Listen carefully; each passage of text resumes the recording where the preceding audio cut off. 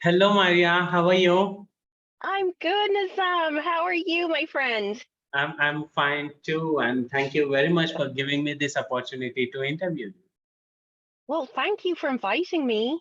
Or did I invite myself? I can't you. remember. I've been waiting to interview you. So, friends, here is my coach, my coach. So Aw, I'm so fortunate to be coached by Maria and to introduce about her. Maria is a business and personal growth consultant with the Proctor Gallagher Institute and certified life coach and NLP practitioner. She helps people overcome limiting beliefs, set worthwhile goals, and achieve success in their life using a structured blueprint over a 6 month period. And so today's topic is, friends, Maria, this is going to be on podcast as well as YouTube. So just to keep okay. both sort of audience, I'm trying to use both the words here. So, Mm-hmm. Maria, as today's topic is about relationships, huh? So what Okay. made you interested to explore relationship coaching as well, apart from different services you offer? Well, it's really funny. I didn't actually consciously make the decision to start coaching in that space. I think a couple of really strange things happened. I just started attracting people, mainly men actually at the time, who came to me, and they were all in this same all in the same place. They all had recently gone through a divorce. Okay. And yeah, and I had just gotten divorced myself, and it was a really strange place to be, and it made me really curious what is happening in the dynamics in these relationships. um so I kind of got into it by accident, and it made me Okay. really curious, and then I started exploring that area. Okay. Okay. So, in your observation, what are the major challenges in a relationship, Maria, these days? Well, for me, it seems to be, I see the same things over and over. Now, I'm not a relationship expert, but Yeah. just from my own coaching and what I've observed, is that the same things seem to cause a breakdown of relationship, and it's lack of communication. Okay. Um, Finances Hmm. is another big one. But I think communication and people um, forgetting why they were together in the first place. You know, people start living separate lives, and they don't have that same connection anymore, and they're not creating it. And then you have that lack of communication, and people start drifting apart, and then they start getting almost resentful. And that has just been my experience, seeing the same thing over and over. And I would say that was probably maybe one of the challenges in my own marriage was around communication, finance, and not having similar interests, and spending time apart, and not spending time, you know, um, just really cultivating the relationship and finding a common interest or a common goal, to create that togetherness. Okay. Okay. Seems like this applies irrespective of any culture, any continent, country. So these are the common issues. Yeah. Has that been your experience, Nazam? So yeah, this is what even when I have observed Maria, communication plays a vital role, and how each person is supporting each other in their goal, career. A lot of things matter, but the crux I have found is communication. Mm-hmm. Yeah. And you So, just mentioned something really important, the supporting each other. That's hmm, a huge one. If you're not on the same page, with regards to if one of you is an entrepreneur, the other one is working 9 to 5, and yes, there's almost that resentment, that, well, I'm working 9 to 5, I'm busy. They're trying to build the other person is trying to build a new business or what, venture. And support is so important. And if you don't have it, it's really tough. So true. And also, Maria, is there any chances that how a person has grew up in a certain environment, the childhood unresolved issues, like obviously any coaching, the childhood comes into the picture. Have you seen that the childhood experiences also reflect as emotional issues and communication skills issues in relationship? Yeah, I have. I noticed that in one couple. And again, you know, I have this big thing about self-image, Mhm. and our childhood experiences create are one of the reasons well, it creates our self-image, and those experiences become our belief system becomes our self-image. And I've noticed, I met one couple and they were so different. The wife came from a really, really different background to the husband, and the husband came from this really kind of middle class, great family.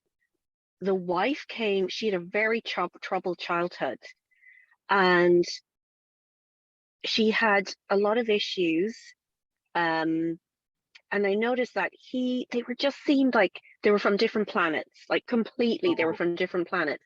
And I just don't know how they got together in the first place.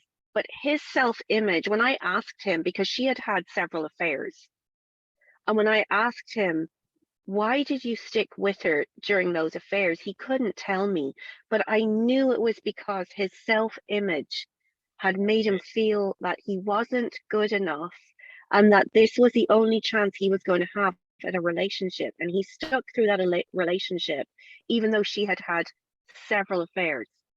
oh, Um, and I know, and his childhood comes into play too, right? Because how he was conditioned as a child is what created that self-image and that feeling of not being good enough, not being lovable, not being wanted.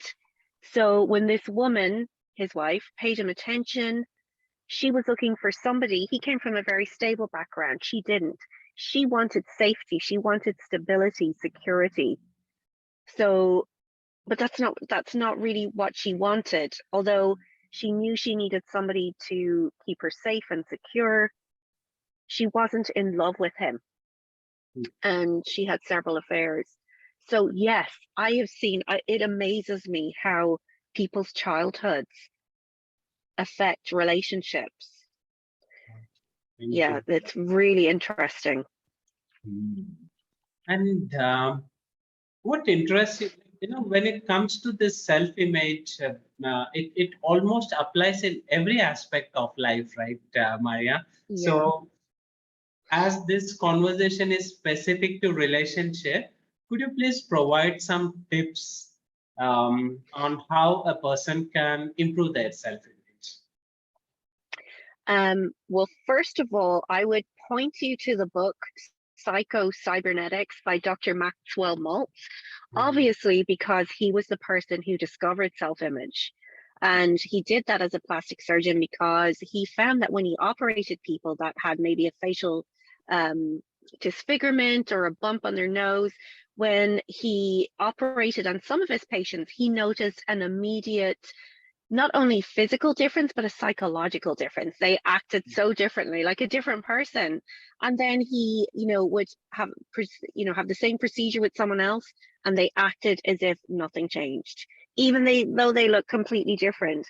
It's because they still had this image in their mind, that they were a person with a disfigurement. And also, again, it goes back to our childhood conditioning. And when we're between the ages of 0 and 7, we're in that hypnotic state. As you know, we're in a kind of a theta brainwave state for most of that time, because it's how we learn. Our subconscious mind is wide open, and we're open to suggestion. And all of our experiences, um, everything that's going on around us, is going straight into our subconscious mind. And those experiences become our belief system. And our belief system becomes that image. Mhm. And the image is embedded in our subconscious. And if we've had bad experiences, like I did in my own childhood, Negative experiences create a negative belief system and a negative self-image. And then that self-image, if it's negative, you are always going to have, for the most part, negative results in different areas of your life. And you literally, it's like a boundary, and you can't outperform that boundary that's set around you, but you can recreate it anytime. You can recreate it through repetition, because that's how it got there in the first place, right? We learn through repetition that our subconscious mind is our habitual mind. Our habits are formed through repetition. So if we can create a new us by thinking of the person we want to become. And I'm in the process of doing that yet again. And my mentor, Bob Proctor, he said he did it continuously. He was always recreating his self-image by thinking of who you want to become, looking towards other people who have amazing traits. And you don't want to become that person, but you might want to borrow some of their traits. And you visualize yourself as that new person with those traits. And you really think about, how you want to show up. Like, for example, if you wanted to take a job as a CEO of an organization, and you're not a CEO at the moment, well, you would look at what other CEOs are doing. How do they show up? How do they walk, talk, dress? How do they speak? What are the things that they do to make them successful? How can I emulate that? And you literally visualize yourself as if you were already that person. And then, of course, through auto-suggestion, which is listening over and over to your affirmations of I am statements, which I do every day, that you are literally soaking your subconscious mind. And of course, your subconscious doesn't know the difference between real or imagined. So if you're telling it, it literally has to do what you tell it to do. And if you tell it, I am confident, I am successful, I am worthy of abundance, whatever you tell it, over time, you will notice that your behavior starts to change. And as your behavior starts to change, your actions start to change, and those actions cause a reaction from the outside world. So your results are constantly changing. It's amazing. It's just fascinating. Awesome. So, Maria, does this exercise help people who are single and who wants to find a right partner if they are working on their self-image, using affirmations and healing themselves? Does that help them to, find a better partner? Because there is trust issue, there's past experiences coming in, and there is fear of repeating the same pattern. So the self-image and all the inner work, does that help a person? I believe it does. I really do. Because you can, do you know Joe Dispenza? Joe Dispenza is that the amazing Joe Dispenza. He literally says, when you work on yourself, to find your perfect partner, you need to become that person, and then you will attract to what you're vibrationally in harmony with. So you need to become the person. So you need to lose that sense of fear, lose that sense of, mistrust. And you become a trustful person. You become the person you want to attract to you. And I would say 100% I agree with him, because, speaking from experience, I had a really terrible self-image, so much so that I would go as far to say that I really hated myself in my younger life. Really negative, Nizam. And I attracted the worst relationships. I felt so unworthy that I had relationships with men that were extremely abusive. They cheated on me. They were abusive. And it literally related back to my self-image and what I thought was true. That image that I held of me, I thought I was unworthy. So when I changed my self-image, everything changed. So yes, I think it definitely has a bearing on every aspect of a relationship. Do you have any favorite books that you read, or do you recommend to explore more about relationship?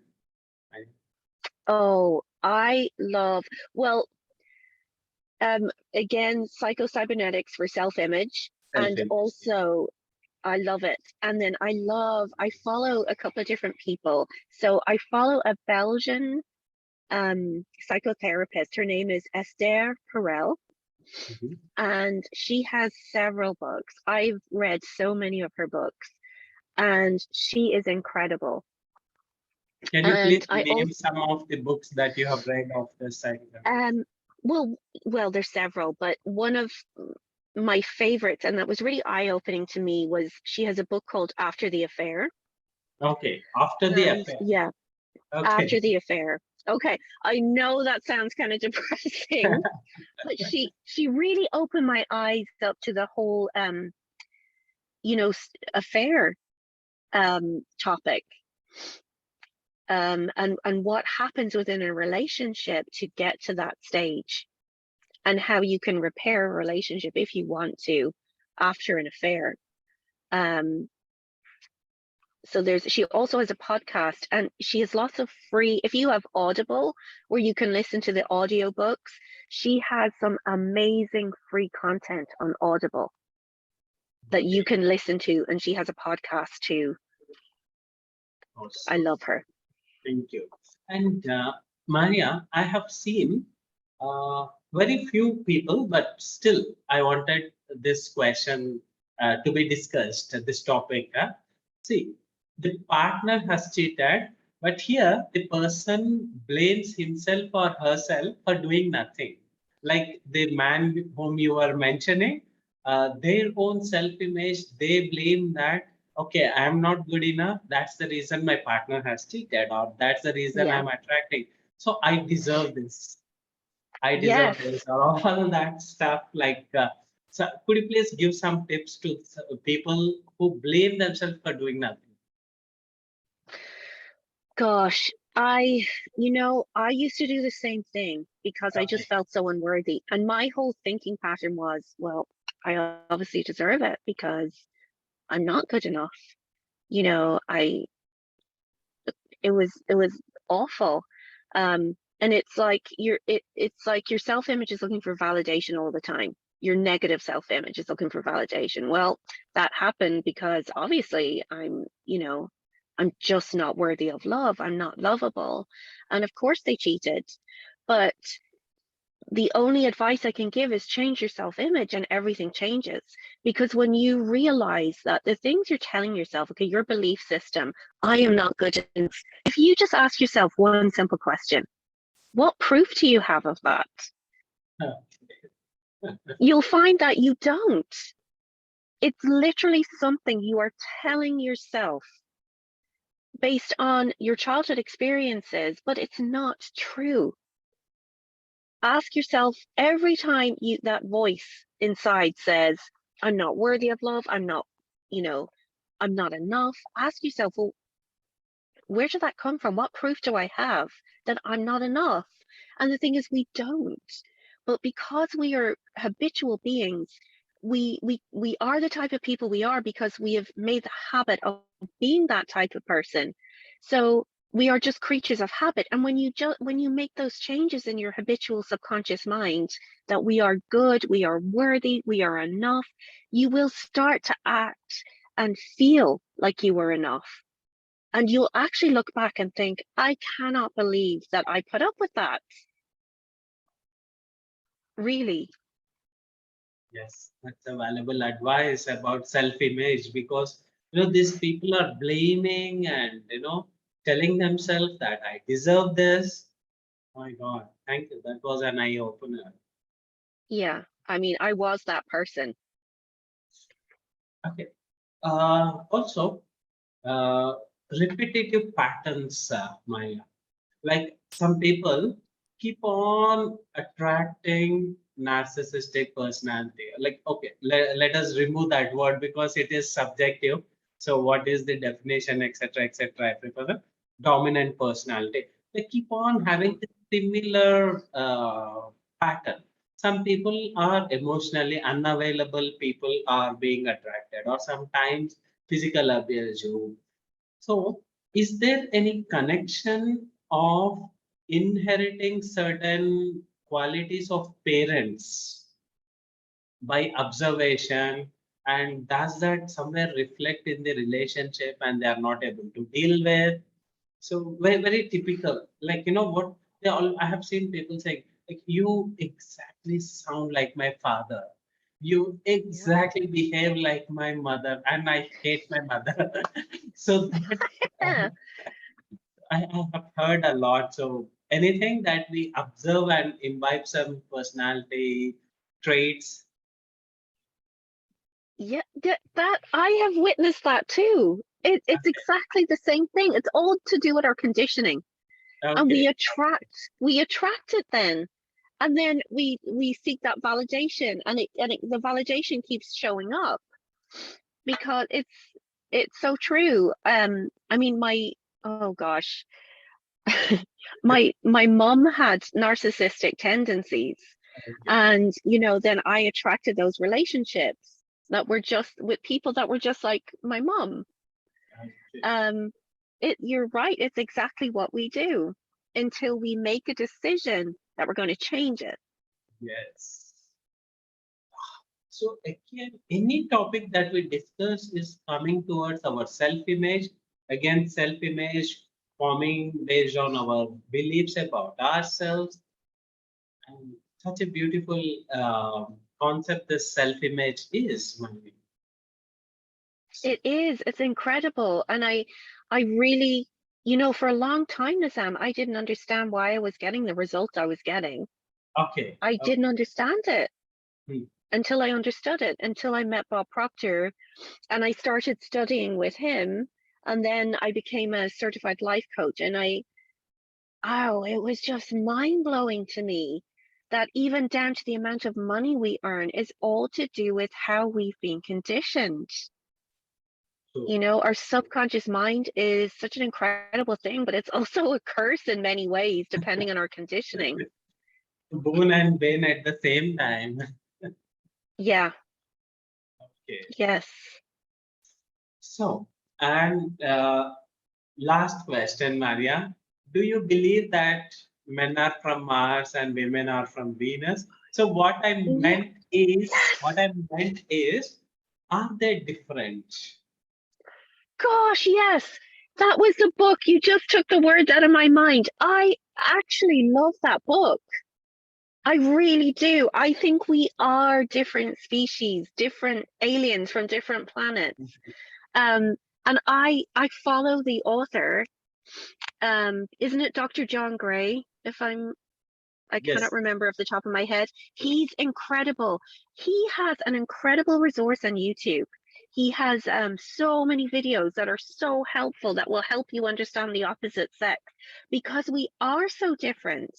Even down to the fact that, the emotional center in a woman's brain is 10 times bigger than a man's.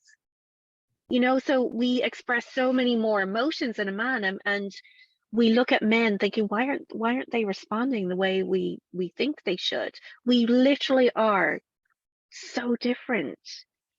Yeah, I agree with that. I think we are aliens So, from friends, there opposite is one planets. more book recommendation: Men are from Mars and Women are from Venus. Yeah. I actually love the book. I think it's incredible. And I mean, he gives some advice, and I know there's probably, if there was a few feminists listening to some of his advice, they might think, oh, heck no. But I really believe that if you want to have a successful relationship, you're going to want to understand each other, right? You're going to want to put the work Yes. in. Yeah. And there's certain things, I mean, there are some things that obviously they cause a reaction in me. Like you say to a man, when he says something, you say something like, that's a great idea. You're right. That's a great idea. Like there's certain things he says, and I think, gosh, do I have to do, But I mean, if you want to have a successful relationship and you want it to work, I mean, you're going to want to put the effort in. I think relationships should flow. I don't think it should be so much work, but I do think you have to put the effort in. Yes. Wonderful. So thank you very much, Maria, for your time. And I have been Ooh. waiting to interview you. And Oh, thank you once again. Thank you, Nizam. I just have to say, I just love you. And of all the people I've met in my life, you are so absolutely special to me. And I cannot emphasize that enough. You are like an angel on this earth. Thank you. And you are without doubt, and I mean this most sincerely, you are one of my favorite people. And anybody who gets to work with you is seriously so blessed because you are such a loving, kind, intelligent man who is so gifted in so many ways. And I just wanted to say that to you. You're incredible. Thank you, Maria. And whatever the work I do, Maria, there's always all my mentors like you, the invisible hand always there. And thank you. It's my like what I say, I'm destined to meet very great coaches and trainers. And I really, really, really am grateful for all the help you and support you give Oh, till thank date. you. Thank you once again. Thank you, my dear. Bye. Bye. Have a great Friday. You too.